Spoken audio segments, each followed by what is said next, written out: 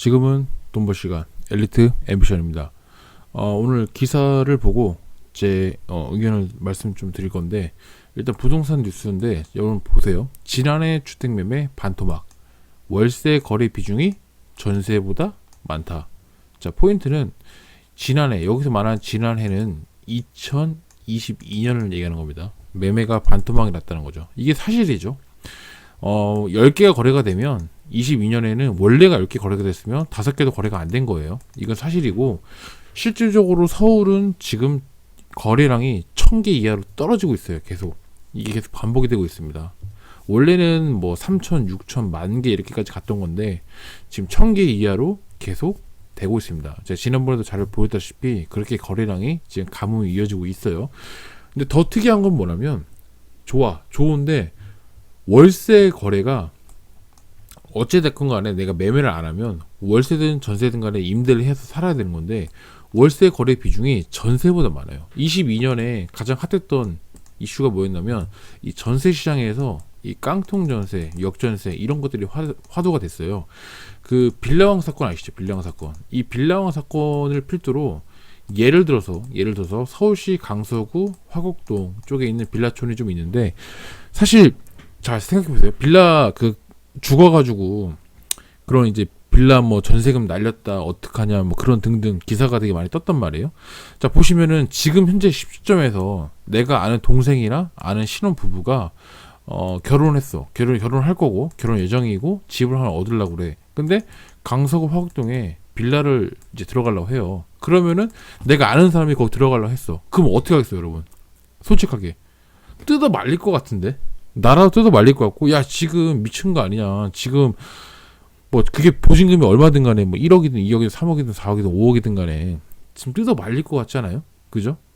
지금 빌라 시장 있잖아요. 빌라 시장, 이 농담이 아니라 이 빌라 시장 전세가는 지금 엄청나게 내려갔어. 엄청나게 빌라 전세 시장은 무너졌고, 그 다음에 실질적으로 빌라 그런 전세 거래가 이거 완전히 진짜 말도 못하게 거래가 없다고 보셔야 돼요. 지금 상황이 이런데 아파트도 당연히 안 됐겠죠. 아파트는 그나마 양반이죠. 빌라에 비해서 양반이죠. 자, 근데 여러분 생각을 해보세요.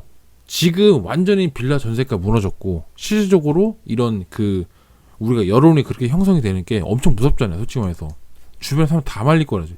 실제로 가지도 않을 거고, 그럼 빌라 수요는 완전 이렇게 바닥을 칠 거고, 그죠?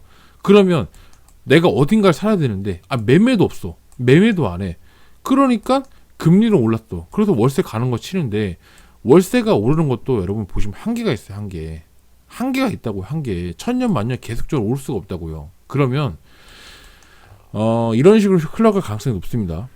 제가 지금 뭘 말씀드리고 싶은 거면, 지금 집값이 어디까지 바닥이냐라고 하는 계속 그런 분들이 많아요. 근데 집값 하락에 대해서 지표를 계속적으로 지켜보면 정확히 말하면은 이제 13개월 이상 좀 가지 않을 거라 보고 있어요. 근데 지금 보면 거의 정점에 와닿았다라고 볼 수 있고, 사실상 올해 이제 2분기에서 3분기, 그러니까 즉 2분기라는 거는 1, 2, 3, 4월부터 4, 5, 6, 7, 8, 9 요맘때쯤에 거의 이제 보합을 이제 바닥을 찍고 이제 보합을 찍을 거라 저는 예상을 그렇게 보고 있어요. 왜 그런지 말씀드릴게요. 왜 그런지. 사실상 여러분 월세 거래가 비중이 전세보다 많이 높은 건 이게 정상적인 시장은 아니란 말이죠. 정상적인 시장이 될 수 없어요. 사람들은 월세보다 전세를 선호해요. 이거는 어쩔 수가 없어요. 왜? 월세를 낸다는 건 내가 예를 들어서 뭐 60이든 80만 원이든 월세를 내는 거잖아요. 아깝잖아요. 날리는 돈이잖아요. 날리는 돈이란 말이에요. 사실상 사람들 인식은 전세를 원래부터 선호했어요. 전세. 당연히 뭐 매매는 해놓은 거고, 어차피 내가 임차를 해서 산다고 하면 전세를 들어간단 말이죠. 예전에는 전세 보증금 대출도 괜찮았죠. 금리가 되게 쌌단 말이에요. 지금처럼 비싸지가 않았다고. 그러니까 더더욱 서민들의, 그 다음에 임차인들의 그런 아주 적합한 주거 상품이었는데, 이제 금리랑 맞물려서 역전세, 깡통전세 이런 것 때문에 바뀌었다 이거죠. 근데 사실상 이런 비정상적인 시장이 언제까지 될 거란 말이죠. 아니라는 거죠. 결론적으로 월세는 이제 들어갈 만큼 들어갔고 많이 오른 만큼 많이 올랐습니다. 월세는 예전에 비해서는 확실히 많이 오른 걸 볼 수가 있어요. 자, 그러면 전세로의 이제 수요가 몰릴 수밖에 없다. 다시 원래대로 올해는 월세보단 전세 비중이 더 높아질 수밖에 없다. 특히 제가 말하는 거는 이 빌라 이런 걸 말하는 게 아니라 아파트의 전세 비중은 이제 더 올라갈 거라 보여집니다. 거래량은 늘어갈 거예요. 확실히 늘어갔기 때문에 그거에 대한 타당한 이유는 이제 빌라가 안 들어간다 치면 오피스텔하고 여러분 오피스텔하고 아파트로 갈 수밖에 없어요. 어차피 집을 사지 않는다고 가정하면. 근데 오피스텔은 전세로 들어가는 건 더 어떻게 보면 그럴 수 있어요. 왜냐면은 거의 매매가랑 붙어있는 데도 많이 있거든요. 차라리 그럴 거면 아파트가 날 수도 있다. 차라리. 근데 아파트로 돼서 거래량이 늘어나고 어느 정도 거래량이 늘어나면 이제 전세가에 대해서 받쳐주는 지지선을 그리고 보합선을 형성해 주겠죠. 그러면서 이 집값 이 하락에 대해서 지금까지는 꾸준하게 계단식으로든 절벽식으로든 떨어졌는데 더 이상 이제 떨어지지 못하게 지지선을 해주는 경우가 많이 발생하게 된다. 그게 언제부터다? 저는 이제 올해 2분기에서 3분기 보고 있죠. 그러면서 이제 뭐 집값이 오른다 그런 얘기는 아니라 어느 정도 이제 바닥을 다지는 구간이 왔다. 대표적으로 여러분 그거 있죠. 지금 특례 대출 있죠. 근데 이게 지금 여러분 아셔야 되는 게 지금 요즘 경제 많이 어렵잖아요. 그리고 난방비 많이 올랐죠. 전기세 많이 올랐죠. 이것저것 뭐 인플레이션, 그다음 식품 뭐 우리 먹는 거라든지 모든 것들이 다 올랐단 말이에요. 지금 서민 물가 잡아야 될 거 아니에요. 지금 힘들죠. 그러면서 솔직히 매매에서 우리가 금리를 좀 정부에서 혜택을 주려고 특례 대출을 지금 했는데 사실 이것도 가능합니다. 특례 전세 대출도 가능하다고 봐요. 그러니까 지금 좀 안정적으로 전세를 구하시고 싶은데 지금 금리가 비싸서 이것저것 부담이 되시는 분들에게 어느 정도 일정 해가지고 좀 괜찮은 이율로 해가지고 정부에서 특례로 전세 대출도 맞춰줄 수 있는 충분히 가능성이 있다. 뭐 그런 것도 검토하고 있을 수도 있죠. 그리고 알게 모르게 또 출시가 될 수 있습니다. 그런 것들이 어쨌든 나라에서 정부에서 조금 보장을 해주고 한다고 하면 당연히 월세보단 당연히 비중이 전세가 높을 수밖에 없는 거죠.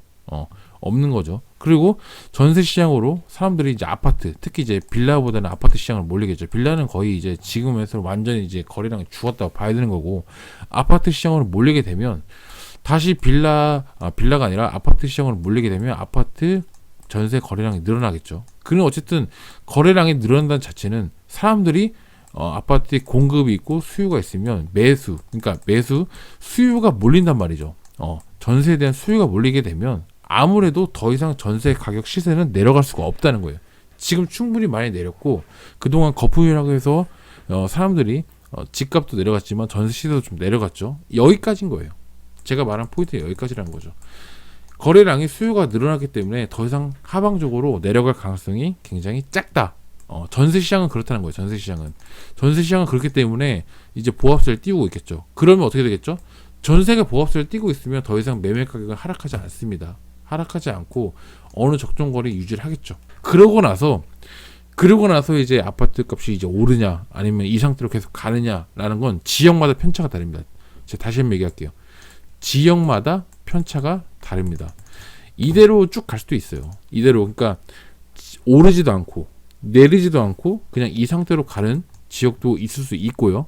충분히 있고 그리고 전세가가 받쳐주면서 다시 매매가가 반등해서 오르는 지역이 있습니다. 이거는 전국이 다 똑같을 수는 없어요. 똑같을 수는 없고 지방에 있는 어느 도시 시점, 그 다음에 수도권, 그 다음에 서울 다 다릅니다. 다 다르기 때문에 그거는 그때 맞춰가지고 제가 영상을 찍어서 좀 선별해서 좀 방송을 하도록 하겠습니다. 중요한 시점은 어쨌든 간에 우리가 지금 이런 정보를 얻고 그 다음에 가설을 세우고 거기에 대한 미래 예측을 해야 되는데 집값이 천년만년 떨어진다 그렇게 계속 볼 수만은 없거든요. 어느 정도 이제 하방의 압력을 이 정도면 견디겠다라는 것도 좀 유출해보고 거기에 맞춰서 대응을 좀 해 나가야 됩니다. 사실 그런 게 있어요. 여러분들이 앞에 있어서 좀 대응도 하고 예측도 하고 그래야만 여러분들이 알고 내가 저기 플레이하는 거하고 아예 모르고 그때 현장에서 대응하는 거는 완전히 저는 천지 차이라고 생각을 합니다. 아무튼 이제는 여러분들 많이 힘들었겠지만 긴 터널의 끝에 어느 정도 이제 좀 보합세가 유지되는 시점이 도래하지 않았나, 그렇게 조심스럽게 예측한다는 거 좀 말씀드리고 싶었습니다. 아무튼 오늘도 시청해주셔서 감사하고요. 다음에도 더 좋은 영상으로 찾아뵙는 엘리트 미션 되도록 하겠습니다. 감사합니다.